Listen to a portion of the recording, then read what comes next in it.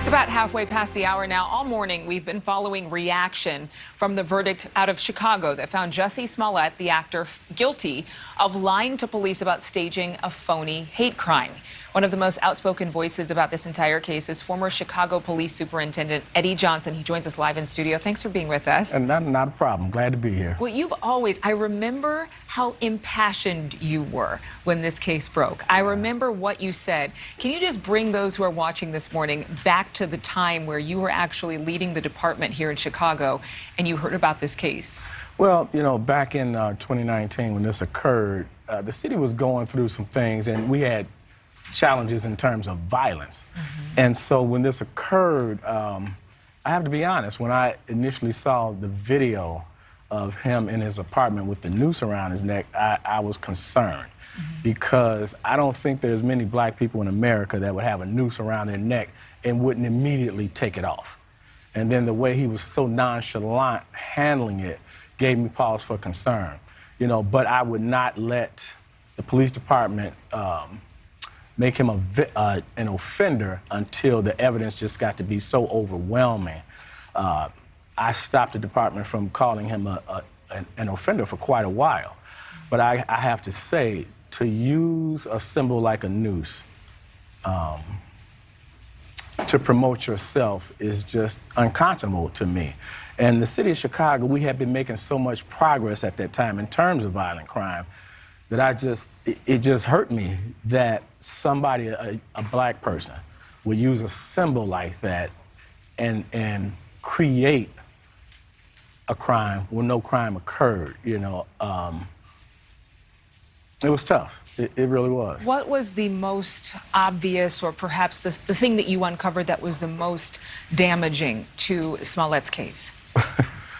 Well, looking back on it, the part about the news, but what really struck us oddly, because at that time I had been a cop 31 years, and so I had been in the detective division working homicides a lot back when I was a sergeant. What really struck us all was the fact that he got attacked on the coldest night of the year during the polar vortex. I remember the polar vortex. I was here for a trip. Yeah. The planes were frozen, the pipes were frozen. Insanely cold. Yeah. So nobody was out. There were no people walking their dogs like Nobody you might out. see late at night. But I tell you one thing that really tipped us off that there was a problem. If somebody gets jumped like that, and okay, so let me back up a bit. He went to a Subway sandwich shop at like 2 in the morning to get a sandwich. Okay, that's fine. He comes back, gets attacked in a hate crime, supposed hate crime. And during all this scuffle, they poured bleach on him and all of this. When he got up and went into his apartment building, he still had that Subway sandwich with him. That doesn't happen. When people get attacked like that, whatever belongings they have out there, they usually leave it until the police can go back with them because they're afraid. This guy had the sandwich in his hand and never been touched. So that was a real tip and a clue to us that something was amiss. However, I still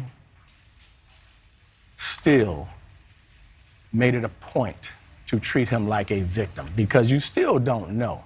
You know, and as the days went on and we started recovering that video, it became fairly obvious, you know, and that something was amiss. And then when we, you know, of course, we found out about the Osendero brothers.